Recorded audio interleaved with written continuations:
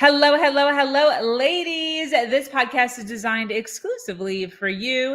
This is Her Talk Show, where we dive into inspiring thoughts, ideas, and stories, all with one purpose: to empower and uplift women like you. I am Sabrina Victoria, your host and guide on this journey of self-discovery and growth.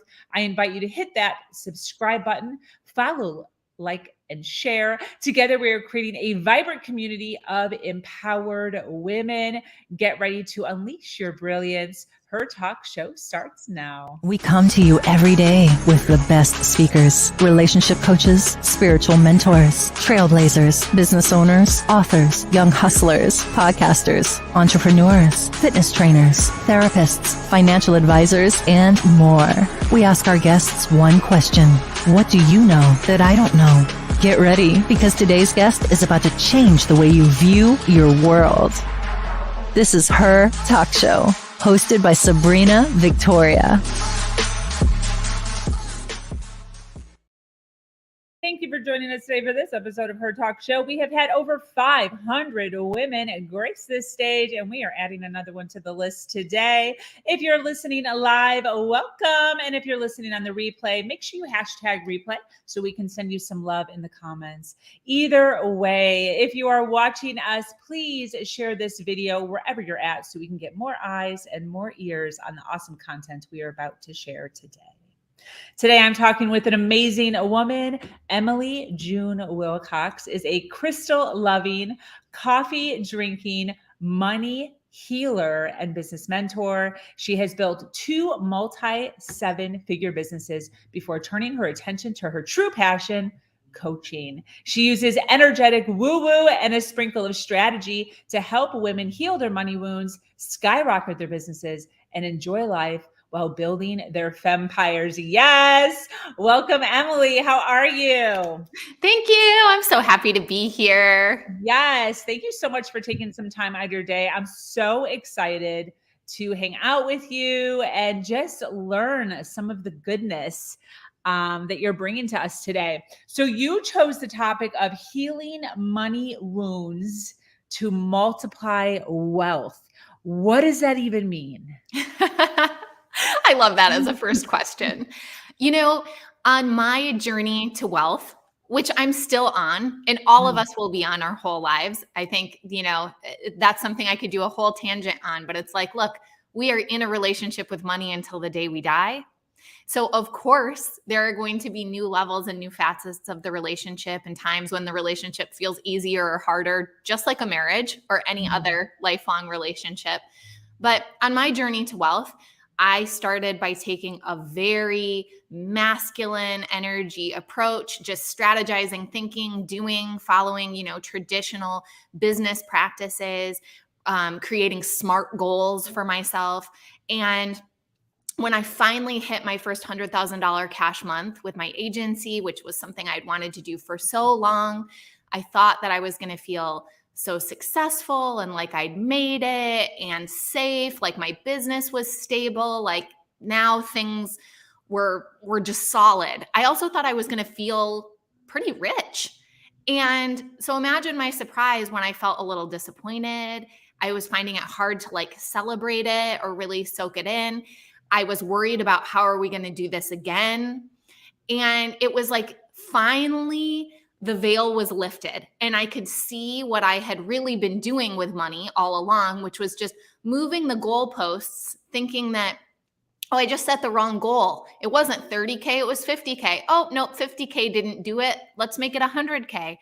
And finally it was like, okay, what if money actually can't make me feel any of these ways, and that it's actually about the inner work? And so that's when I dove in and through the process of doing my own inner work, really channeled this whole framework of these 6 money wounds that many of us carry our own unique mix of.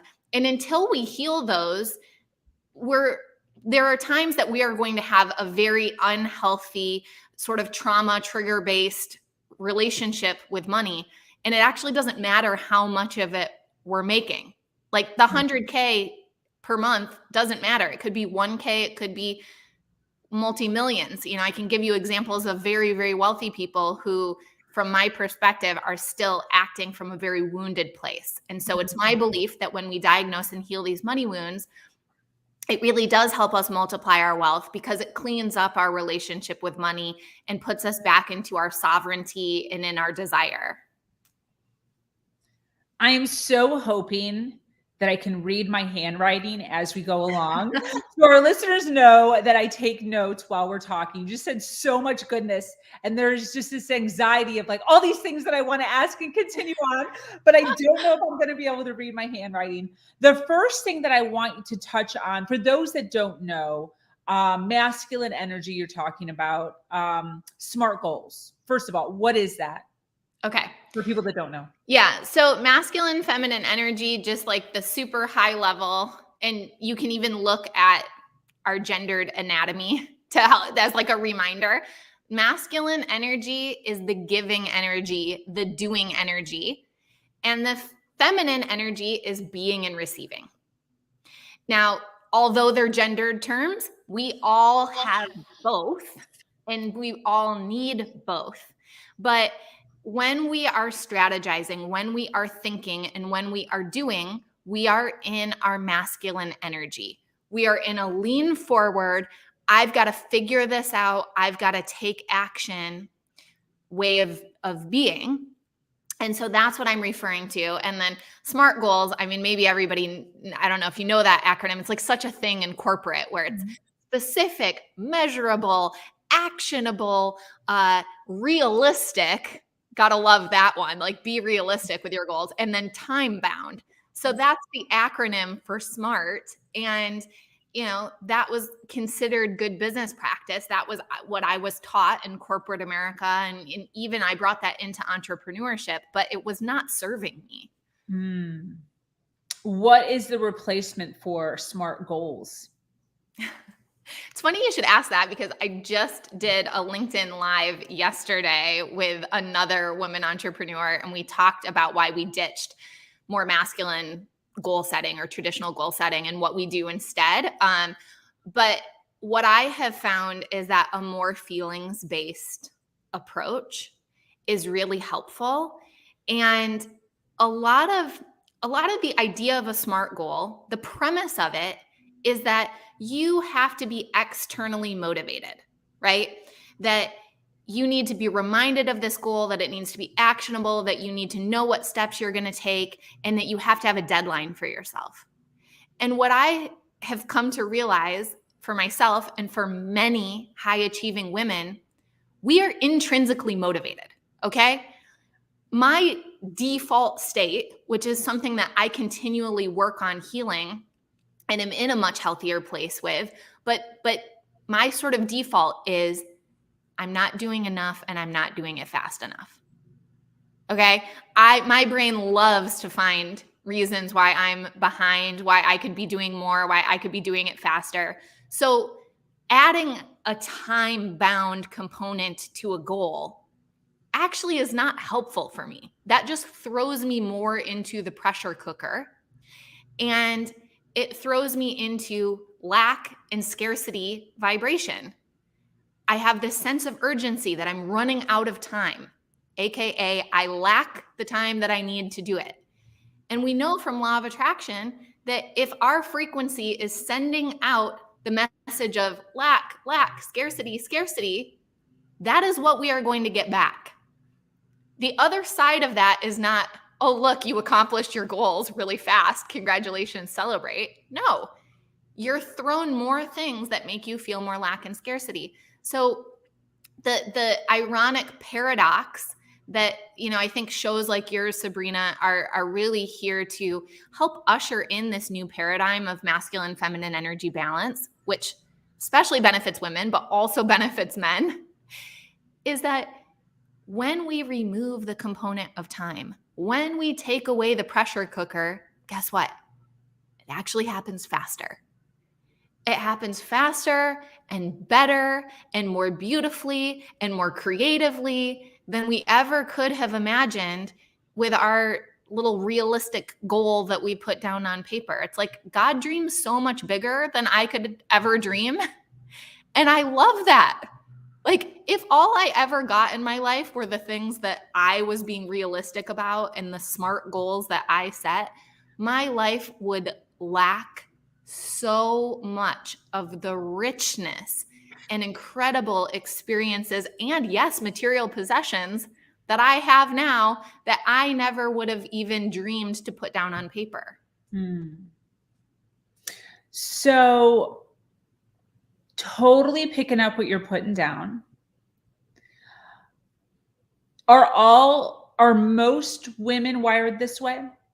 Where we intuitively aren't doing good enough, aren't going fast enough. So like, why would we put another time limit? Are most women wired that way, or you are? Well, you know, I certainly don't want to speak for 50% of the population. But I do think that because we are in a patriarchy, at least, you know, in the United States, but I think most of the world right now is operating under patriarchy.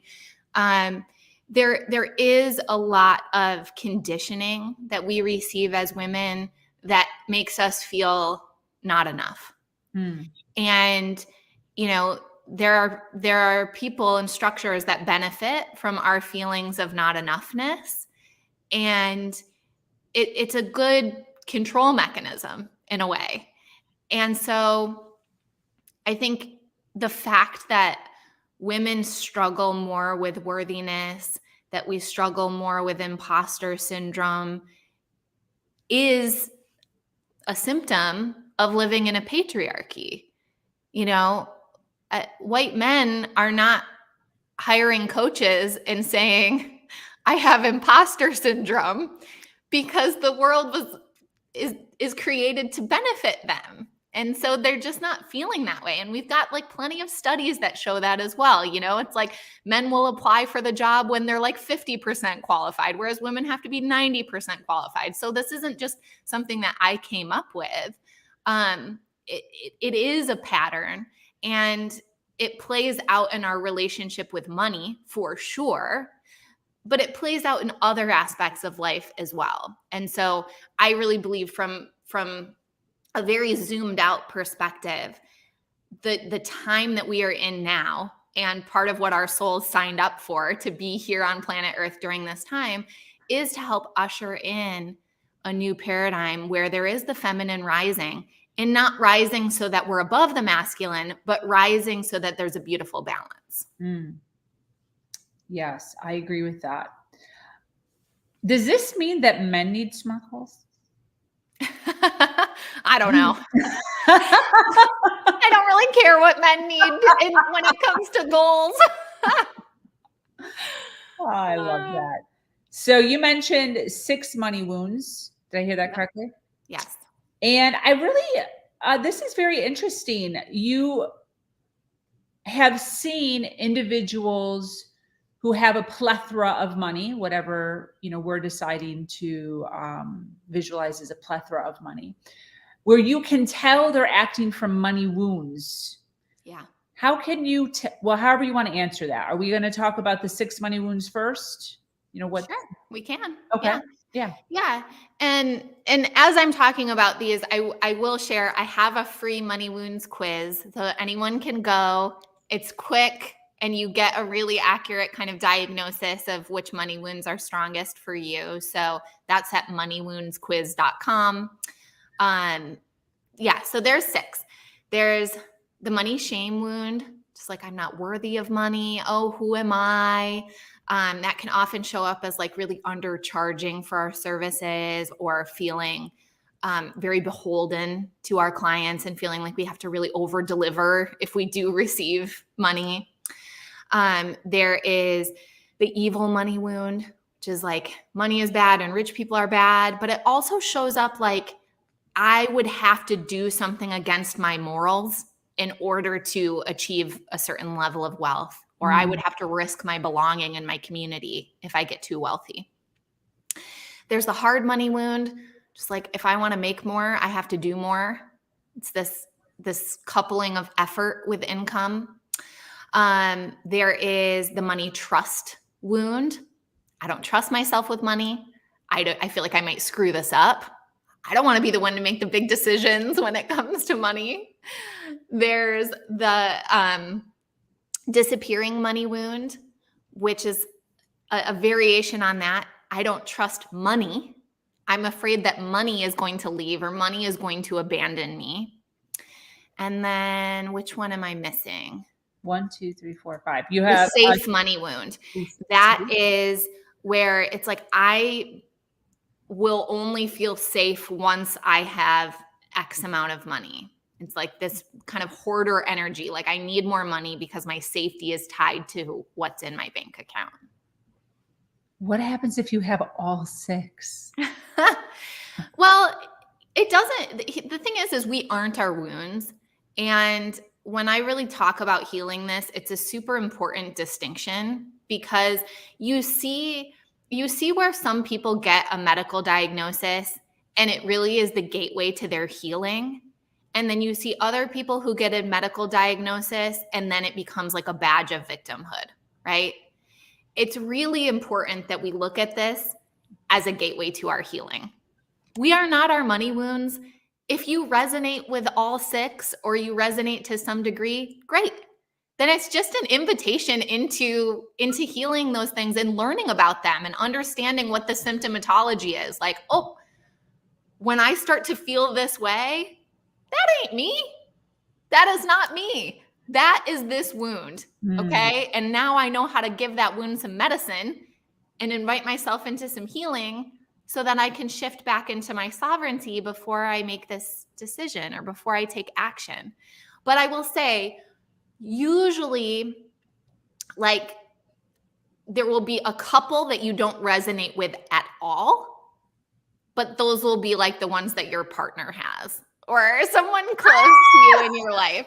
So there are a couple that usually don't tango, but often we will look for that in a partner, right? Because we want that polarity. Like, they're more free and easy with money. There's a part of me that wishes I was free and easy with money. So I like that in my partner. And I'm the one who's like the hoarder.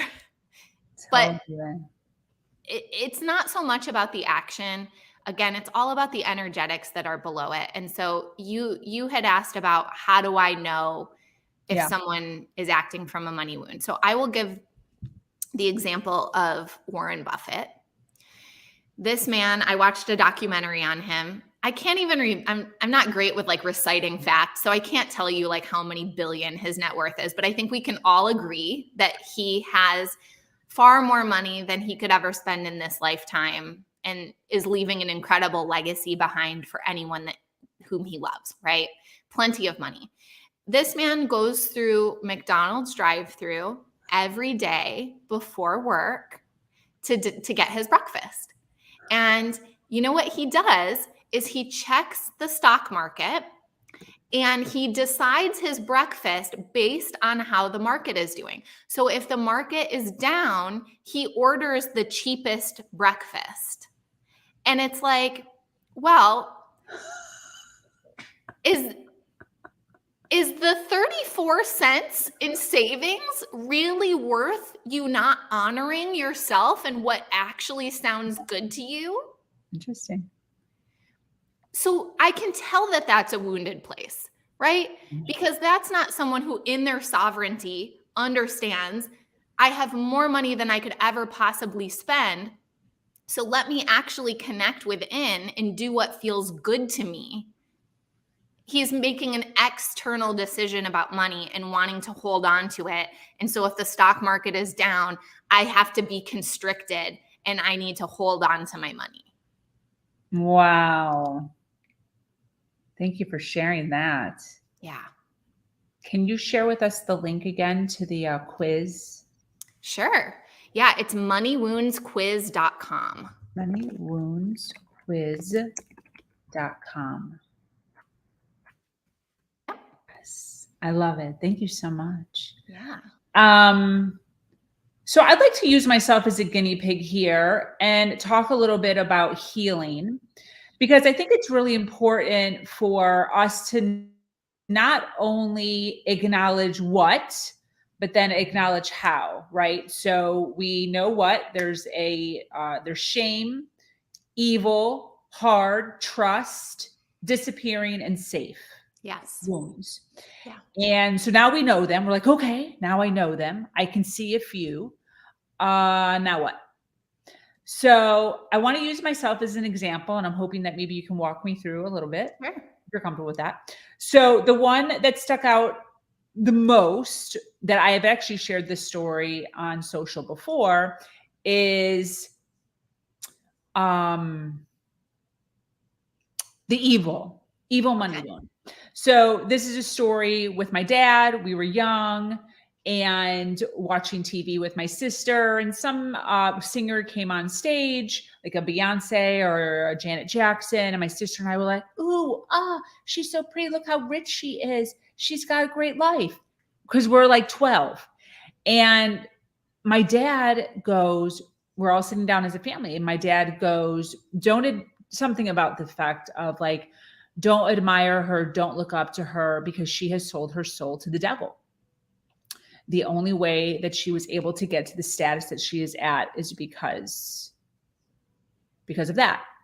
Yeah. And, there's a whole nother outer layer of like Illuminati and all that crap. I'm not talking about that, but I'm talking about that has, and I still think about it today.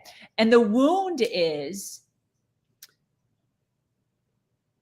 reaching the status of whatever my dad views as a plethora of money, which I don't even know what that is. Yeah. But once I reach the plethora of money that he views as selling your soul to the devil,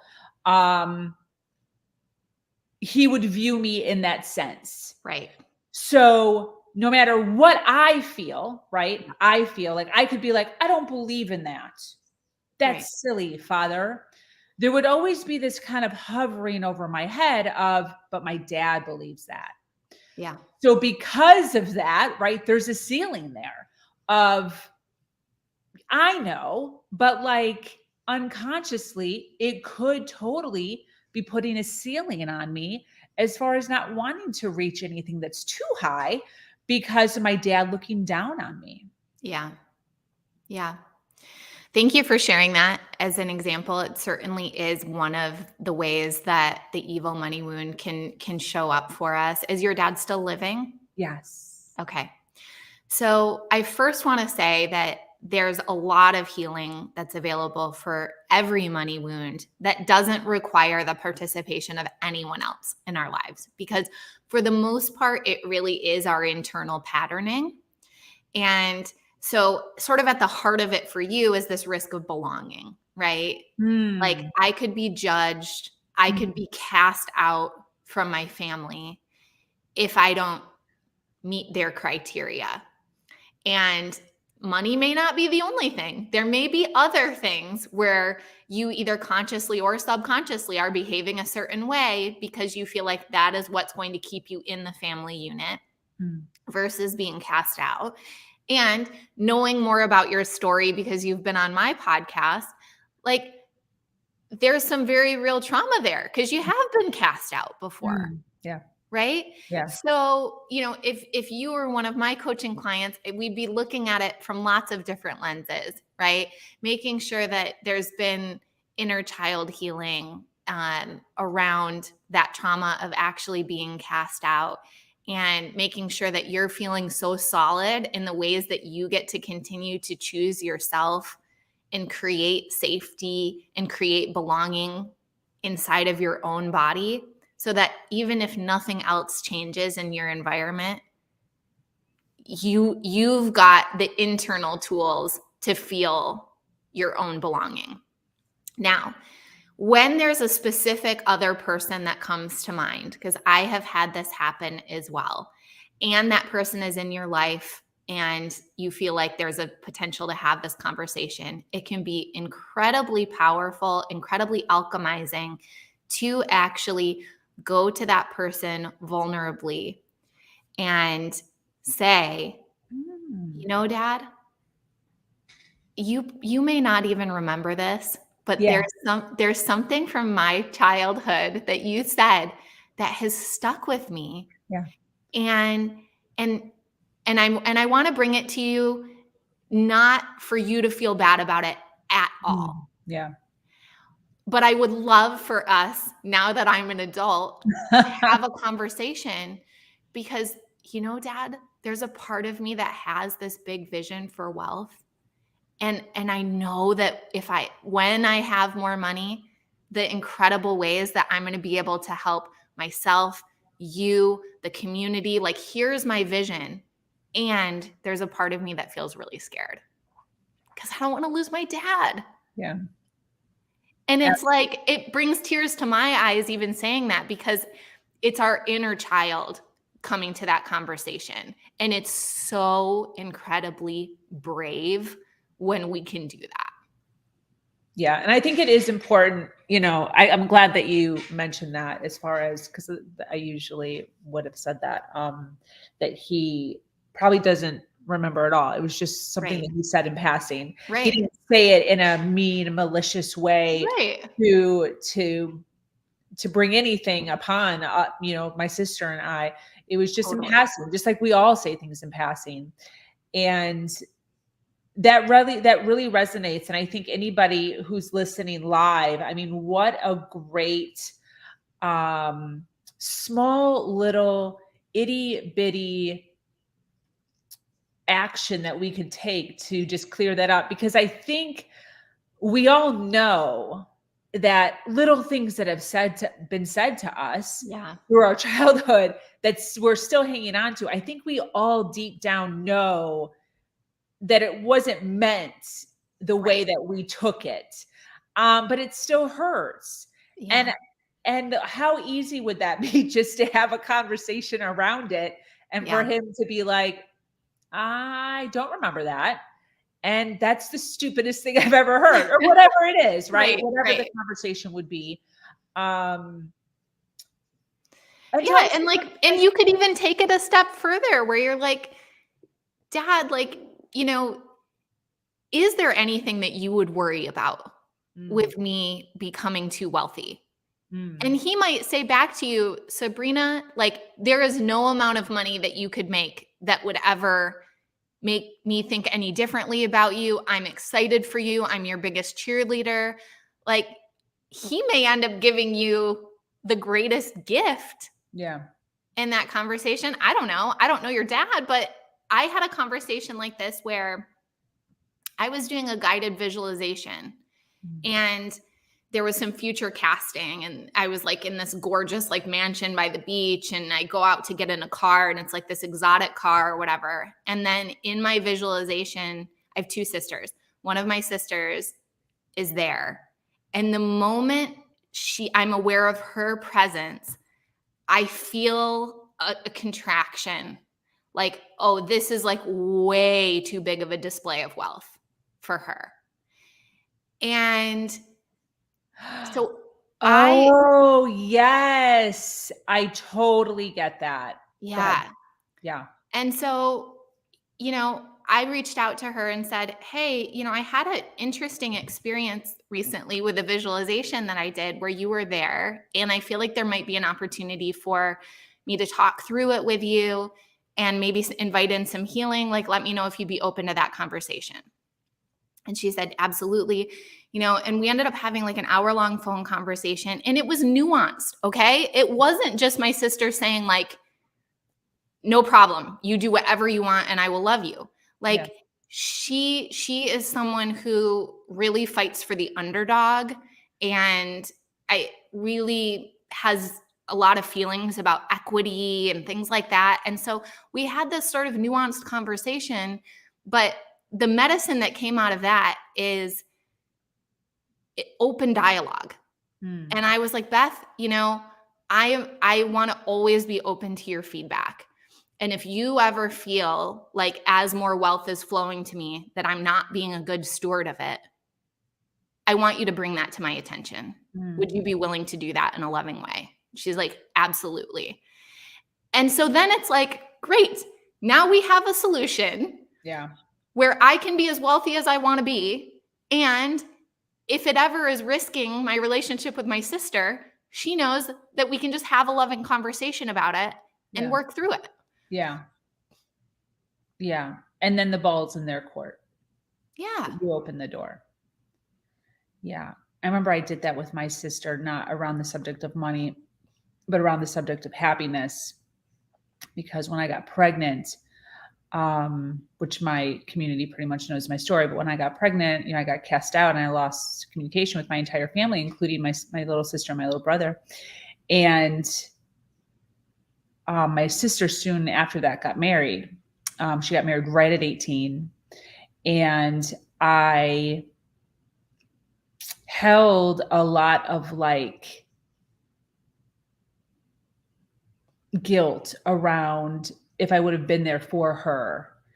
I felt like she got married way too young and just kind of was trying to just find her way. And because I wasn't there. And so, I had to have a conversation with her because I was actually staying in a relationship that was really bad for a really long time because I didn't feel like I deserved to be happy. Yeah. Yeah. And I actually talked to her about it. We were obviously both crying. I mean, I'm very emotional in general. She's not as emotional as I am, but I'm like, I cry so easily. So, it was incredibly emotional, but definitely a conversation that was empowering. Yeah. On both sides. And she of course reassured me of like, what? That's the dumbest thing I've ever heard. And we were fine. And then I felt more comfortable being happy, which is just so crazy that we do that to ourselves.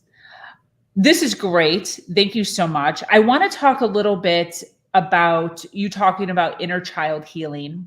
For those that maybe don't know what it is, can you kind of explain to us what it is? And then how could that help with healing money wounds? Yeah. Our inner child is so present within all of us, whether we're aware of it or not. And actually just becoming aware of it is such an incredible gift. And it's one of those funny things where once you learn about inner child healing, you will see everyone else's shit through a totally different perspective. Like whether it's your boss or your partner or whatever, it's like you will literally be able to see like the toddler temper tantrum or their inner child just like crying out for attention, masked as this adult nuanced argument or whatever. But it's like, wow, it really is that, this kiddo inside of us didn't just go away or didn't fully grow up. And especially in our formative years, like pre-age, it's like around age 7-ish that we start to have a concept of our own identity and that we can let certain things in or not let them in. So before that, we just take everything in as truth.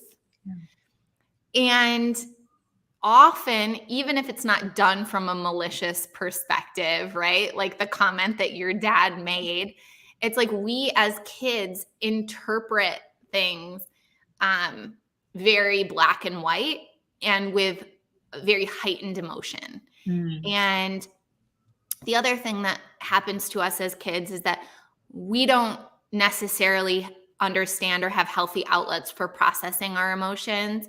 And often the messaging that we get is that, big emotions are bad. Like, stop crying. Okay, time to suck it up. Or here's a lollipop. Let's just, numb it with food. And so the emotions kind of stay stuck. It's almost like if you just pressed pause. And so then there wasn't continuing evolution or development after that point. It's like it almost gets frozen in time.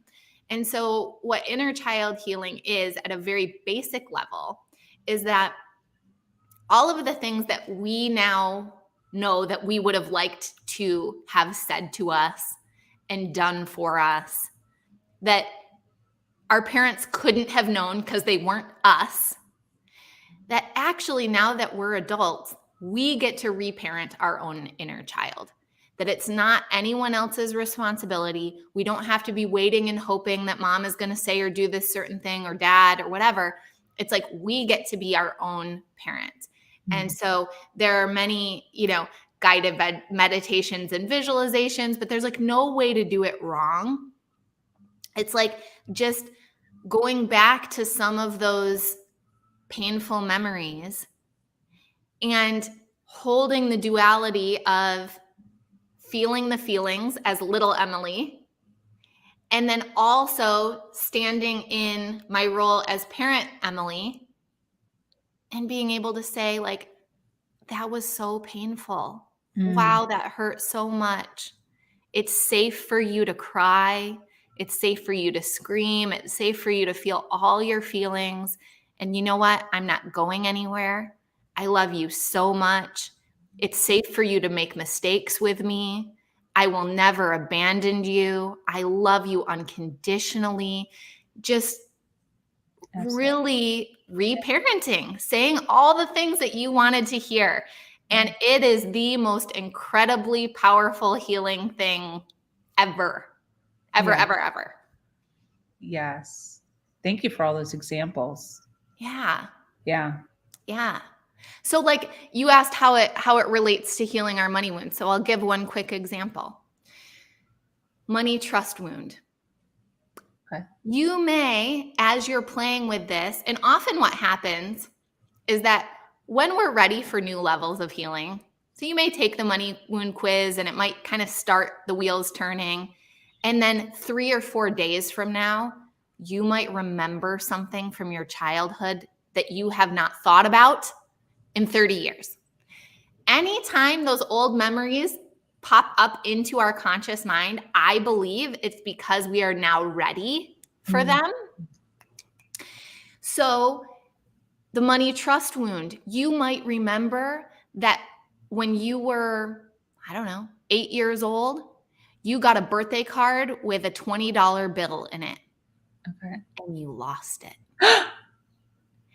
And your parent, in all of their wisdom and trying to teach you a good lesson, may have told you, you really need to take better care of your money. It's really important. You've got to know where it goes. And every time you got money for the next year, they might have said, remember, don't lose that. Put it in a safe place. Remember, you lost that $20. Wow. And so the way that you internalized that was, I can't trust myself. I might screw this up.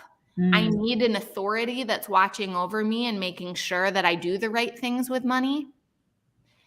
And so then it's manifesting in your adult life where whenever it seems like a big sum of money or a big financial decision, you're noticing that you're kind of looking for someone else to make that decision for you. Your coach, your therapist, your spouse. You might even call up your mom, like, I'm thinking about buying this car.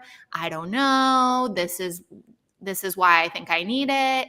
And you're looking for that validation or that permission because you don't fully trust yourself. So that's the connection of inner child healing with our money wounds today. Absolutely. Thank you so much for the example. Yeah. I think people work off of visuals and storytelling so much more. This has been absolutely phenomenal. I want to give a quick shout out to those watching live. Thank you so much for being here. Those on the replay, if you could hashtag replay, like I said, wherever you're at, so we can send you some love. But Emily, we have a ton of people watching live. Can you tell us, first of all, where people can find you? And then second, who should be reaching out to you? Who do you help?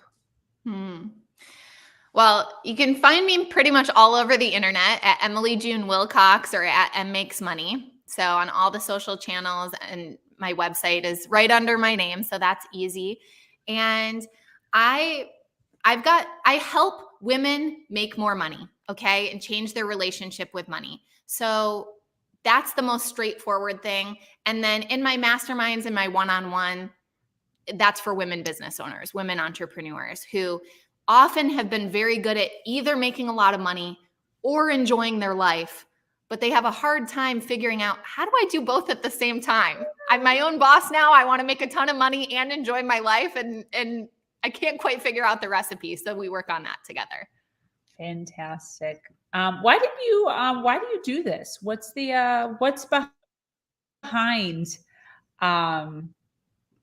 what you do? Why do you do what you do? It's such a soul calling. And, for years I was an entrepreneur, and I never felt quite on mission from a soul perspective. I always felt like I'm doing what I'm meant to be doing for now. I felt like I was in entrepreneur school and I enjoyed it, but it never felt like this is my calling, this is my life mission. And at the end of 2020, when Spirit came through so clearly and told me that I was meant to be coaching women entrepreneurs on money, first of all, I was like terrified to actually step into that. I had all of my own reasons why I wasn't yet qualified for that. But I also was brave enough to answer the call and start to do it.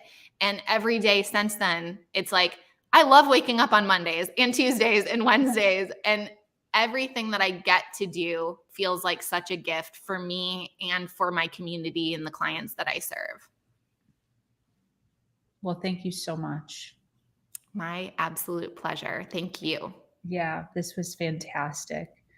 For those of you watching, if you resonate with Emily and all of the awesomeness that she shared today, make sure to reach out to her. Her website is emilywilcox.com. You can also find her on social media at mmakesmoney. We love to connect people here on this platform in order to make sure that we all continue to rise. Any closing thoughts, Emily, as we wrap up? You're doing great. If you're tuning into this show, if you're connected to people like Sabrina, just stay open, stay curious, and take a little time to do some sort of embodiment practice, whether it's meditation or a guided visualization or the little inner child healing like we talked about. Put it into practice. Don't just consume it intellectually, but really pull it down into the body. And you will be absolutely amazed at how quickly your life changes. Yes. Thank you so much, Emily. That brings us to the end of another incredible episode of Her Talk Show. I want to extend my heartfelt gratitude to our amazing guest speaker, Emily June Wilcox, for sharing her wisdom and inspiring us all. To each and every one of you, our dedicated listeners, thank you for staying with us until the very end. Your support and engagement means the world to us. Remember to follow, like, and share this podcast with your fellow trailblazers. Join me again in next week's episode for more captivating stories, enlightening thoughts, and empowering ideas to fuel your journey. Once again, I am your host, Sabrina Victoria, and I invite you to join our amazing community, Her Nation, where we continue these transformative conversations and lift each other every step of the way. Until next time.